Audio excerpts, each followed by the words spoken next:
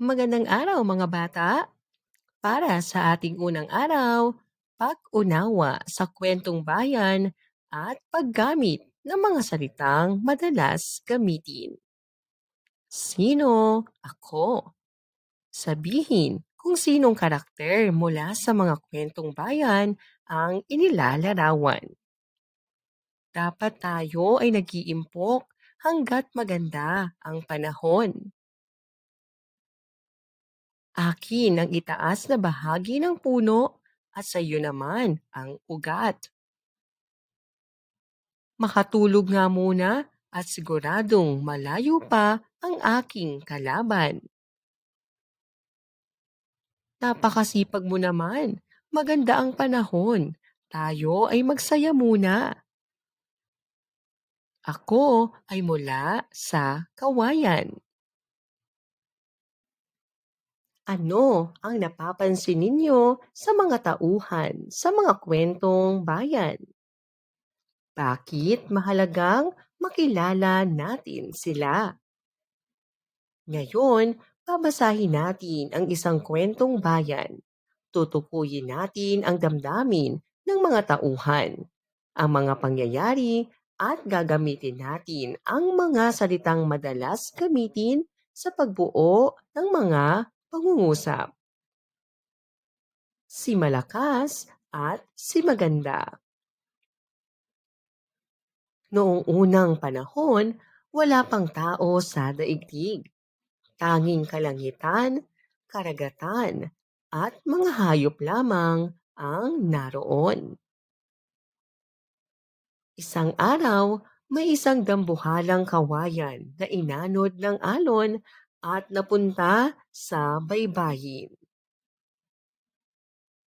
Dumating ang ibon na si Amihan at narinig niya ang mga tinig mula sa loob ng kawayan.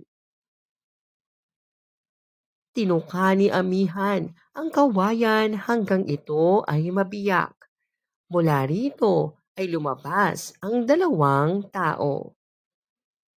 Ang lalaki ay pinangalan ng Malakas at ang babae ay Maganda. Sila ang unang tao sa daigdig. Nagpasalamat sila sa Diyos sa kanilang buhay at nangakong mamumuhay ng may pagmamahalan at pagkakaisa.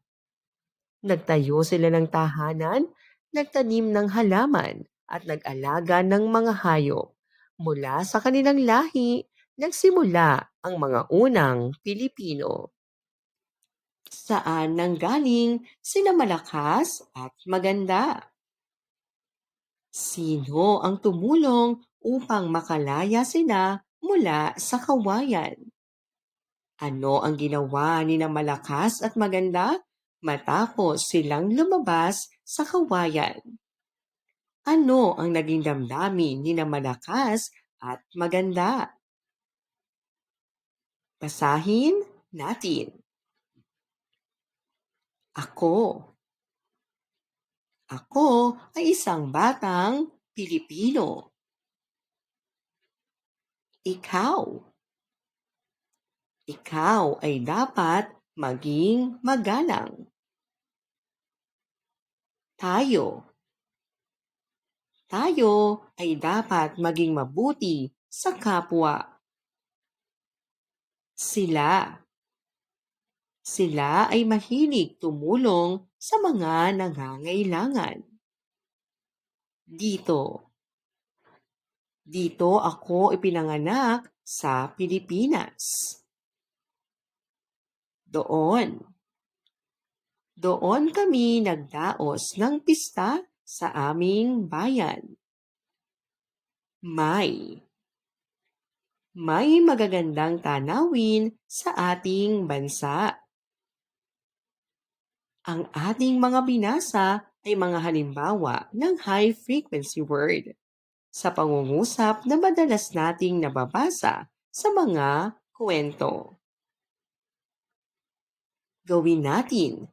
Basahin ang mga pangyayari sa kwento. Isulat ang bilang na 1 hanggang 5, sapat lang upang maayos ang tamang pagkakasunod-sunod ng mga ito.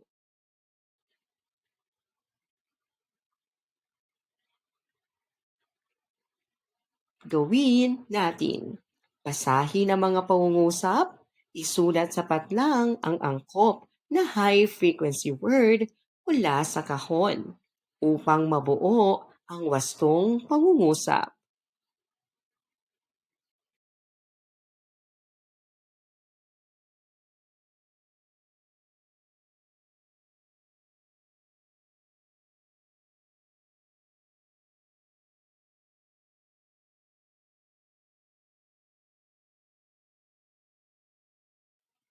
Laging tandaan, ang kwentong bayan ay salaysay na nagpapakita ng ugali at damdamin ng mga tauhan sa kwento.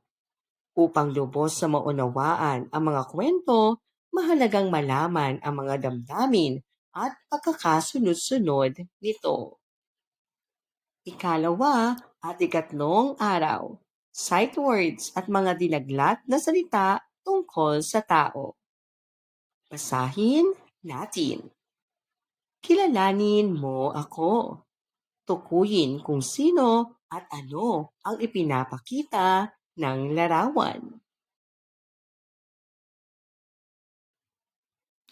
Anong salitang dinaglat ang angkop na gamitin para sa sundalo?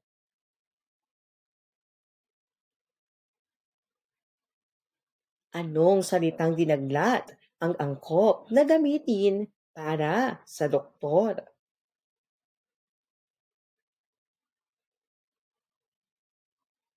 Anong salitang dinaglat ang angkop na gamitin para sa nanay?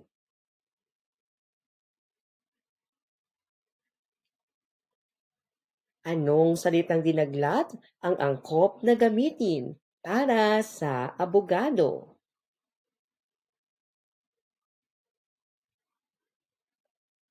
Anong salitang dinaglat ang angkop na gamitin para sa guro? Basahin natin. Ako. Ako ay tinulungan ni Ginoong Santos noong Lunes upang matapos ang proyekto. Siya. Siya ay nagpunta kay Dr. Reyes noong Hunyo para magpatingin. Ikaw. Ikaw ay bibigyan ni Binibining de la Cruz ng gantimpala sa Biyernes. Tayo. Tayo ay dadalo sa pagpupulong ng PTA sa darating na Sabado. Sila. Sila ay nagtulungan sa proyekto para sa buwan ng wika sa Agosto. Dito. Dito sa silid-aralan, nagtuturo si Ginang Lopez tuwing Miyerkules. Doon sa opisina ng DepEd, ipinasa ang ulat noong Pebrero. Ito ang liham mula kay Ginoong Cruz na ipinadala noong Enero. Iyan ang proyekto na ginawa natin noong Martes para sa Araling Panlipunan. Iyon ang sertipiko mula sa UNESCO na natanggap ni Binibining Santos. Ang sight words ay mga salitang madalas nating ginagamit sa pagbabasa at pagsasalita. Ang mga salitang dinaglat naman ay mga salitang pinaikli upang mas madaling maisulat at mabasa. Gawin natin. Punan ang patlang ng tamang sight words o dinaglat na salita mula sa word pool.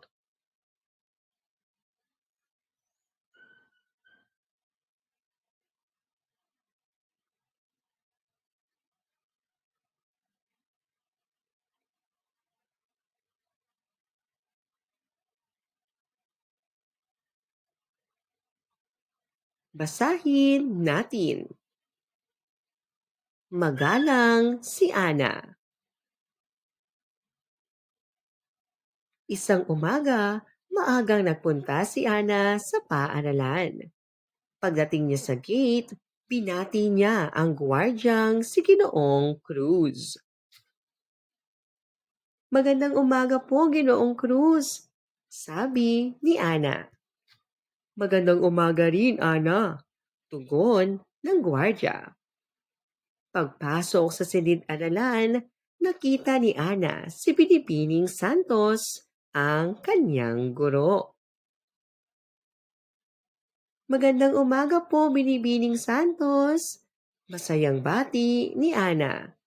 Magandang umaga rin, Ana. Mabuti at maaga ka, sagot ng guro. Habang nag-aaral, tinuruan sila ni Binibining Santos ng magagalang na pananalita tulad ng po, opo, salamat po at pakisuyo po. Pagkatapos ng klase, pinuntahan ni Ana si Dr. Reyes sa klinika ng paaralan upang ipacheck ang kanyang mata. Magandang tanghali po, Dr. Reyes. Dito po ba ako uupo? Oo, iyan ang tamang upuan, Ana, sagot ni Dr. Reyes. Pag-uwi, nakasalubong ni Ana si Ginang de la Cruz, ang punong guro ng paaralan. Maraming salamat po, Ginang de la Cruz, sa lahat ng inyong tulong sa amin, sabi ni Ana nang may ngiti. Paglabas ng paaralan, naghihintay doon ang kanyang nanay. Maraming salamat po, Nay, sa laging pagsundo sa akin. Sino ang mga tauhan sa kwento? Anong katangian mayroon ang batang si Ana? Ano-anong mga magagalang na salita ang kanyang ginamit? Ano-anong mga salitang dinaglat ang nabasa sa kwento? Bakit mahalagang maging isang magalang na bata? Ang paggamit ng magagalang na salita tulad ng po at opo ay nagpapakita ng paggalang sa matatanda at sa kapwa. Dapat natin itong gamitin sa araw-araw na pakikitungo upang magkaroon ng maayos at masayang pakikisama. Tugon ko, magalang ako. Sabihin ang mga magagalang na salita na inyong maaaring gamitin sa bawat sitwasyon. Lumapit ka sa iyong guro upang magtanong tungkol sa iyong takdang aralin. May gusto kang hiramin na lapis sa iyong kaklase. Nais mong lumabas ng silid-aralan upang mag-CR. May nakabangga kang kaklase nang hindi sinasadya. Paalis ka na sa bahay papuntang paaralan. Gawin natin. Basahin ang bawat pahayag, isulat ang tama kung nagpapakita ng magalang na pananalita at mali kung hindi.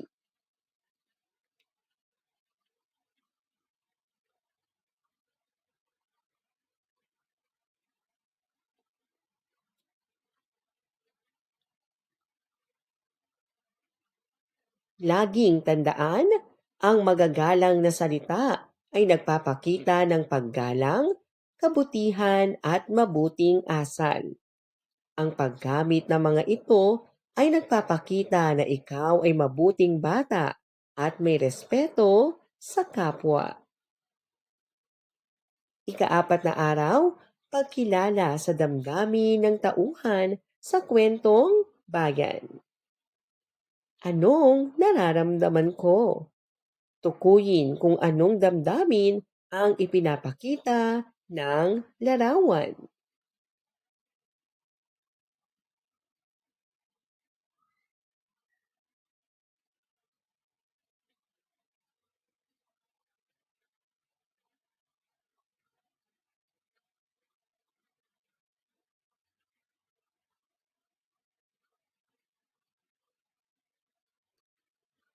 Ang pagtukoy sa damdamin ng mga tauhan sa kwento ay mahalaga upang lubos nating maunawaan ang kwento. Ang alitaptap at ang paru-paro. Isang gabi, masayang lumilipad si Alitaptap sa hardin.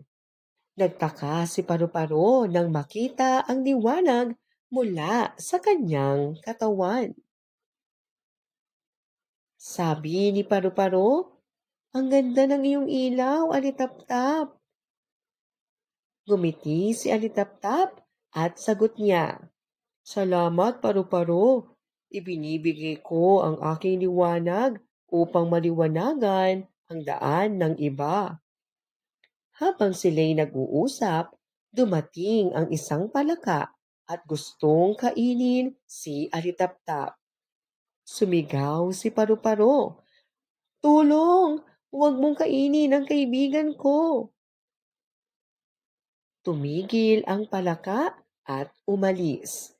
Lubos na nagpasalamat si Alitaptap kay Paru-Paro. Sabi ni Alitaptap, "Salamat sa iyong kabutihan. Tunay kang mabuting kaibigan." Mula noon, magkaibigan na silang dalawa at sabay silang lumilipad tuwing gabi. Sino-sino ang mga tauhan sa kwento? Ano ang sinabi ni Paru-Paro kay Alitaptap nang makita niya ito?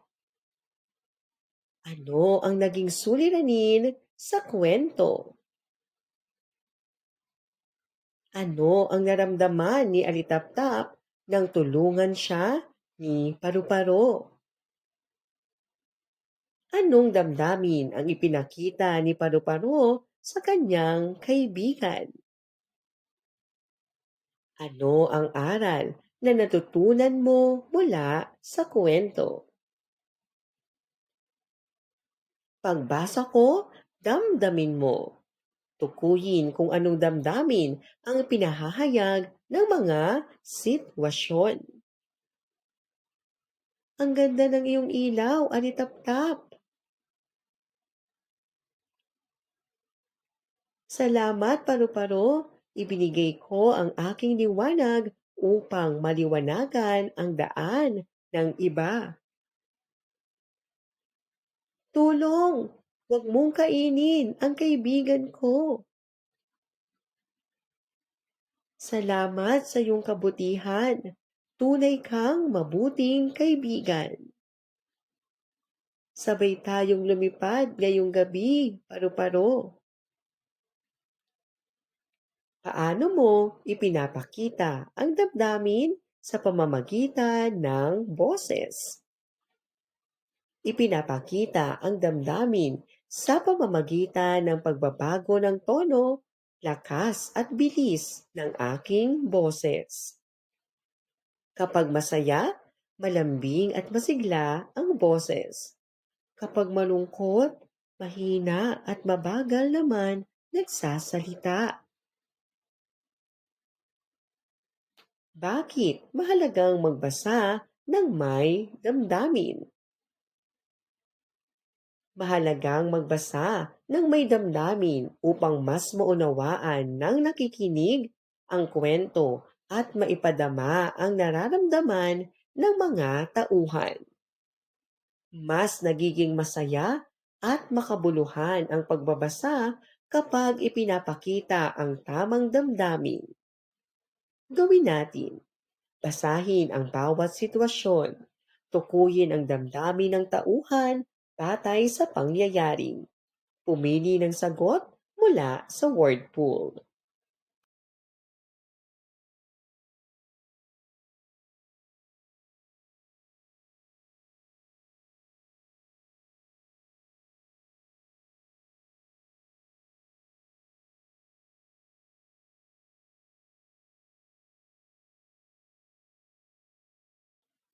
Laging tandaan, ang damdamin ng tauhan ay makikita sa mga salitang sinasabi, mga kilos at mukhang ipinapakita ng tauhan sa kwento. Maraming salamat po sa inyong panonood at pakikinig. Hanggang sa muling pag-aaral ng asignaturang Filipino. Paalam!